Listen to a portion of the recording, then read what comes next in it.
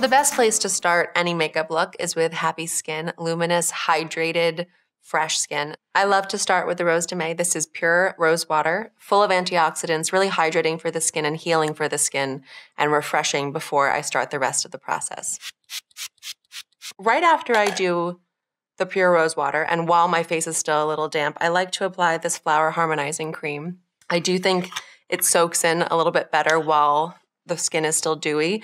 And the whole point is to give your skin this wonderful protective layer, especially if you're going to be outside quite a bit or running around facing any pollution, which I think we probably all are.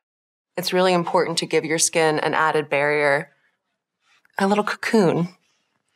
You can see how nice and fresh and moist looking the skin is already.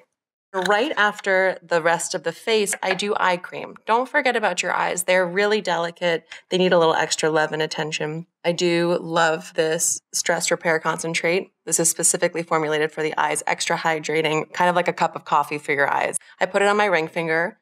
This is a gentle finger to apply with. Again, you don't want to tear at your skin or pull it. I'm just going to dab it gently under my eyes here, trying to smooth out any puffiness. Even better if you want to keep this in your fridge. It's something that I love to do so it's nice and cold when it goes on. And then I take it all the way around the eye. And the final step for my skincare process is I love this lip potion. This is rich, hydrating avocado oil, shea butter. It kind of smells faintly of vanilla, which I love.